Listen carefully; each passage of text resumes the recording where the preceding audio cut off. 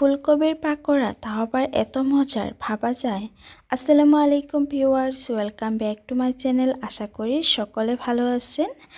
চলে এসেছি বরাবর মতো খুবই মজার একটি রেসিপি নিয়ে।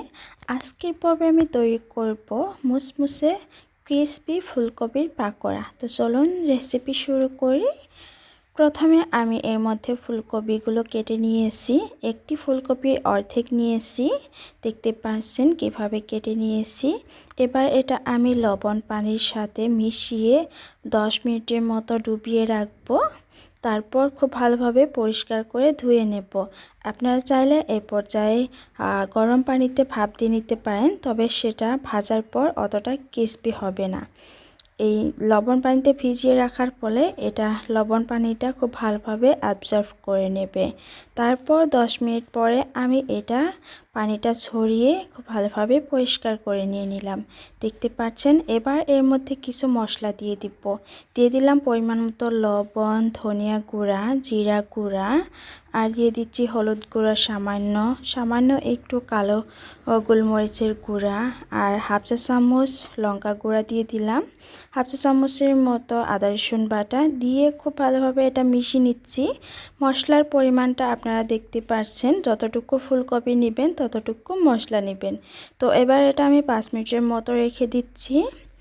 আমি সেকেন্ড স্টেপে আবারও এটা ম্যারিনেট করে নেব। দিয়ে দিলাম উঁচু করে 2 চা চামচ বেসন, আর দিয়ে দিব এর মধ্যে 2 চা চামচ কর্নফ্লাওয়ার।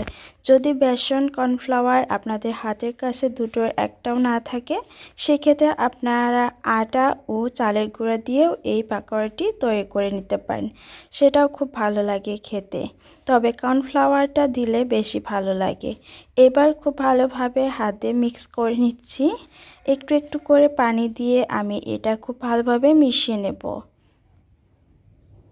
এই যে দেখতে পাচ্ছেন খুব সুন্দরভাবে মিশিয়ে নিয়েছি। এবার এগুলো ভাজার পালা।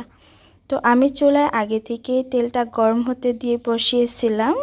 তেলটা খুব ভালোভাবে গরম হয়ে গেলে এক এক করে পাকোড়াগুলো দিয়ে দিচ্ছি।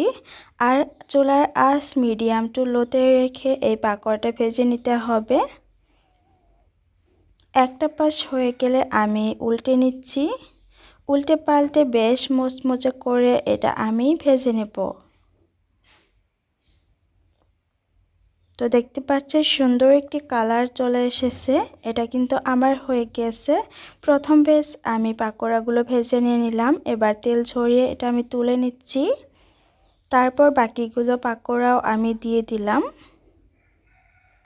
তো হয়ে গেছে আমার ফুলকপির পাকোড়াগুলো ভাজা। এবার জাস্ট পরিবেশনের করার পালা।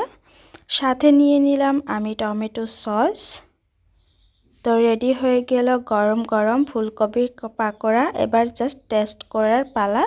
আমি একটি পাকোড়া টেস্ট করে দেখছি এটা কীরকম খেতে।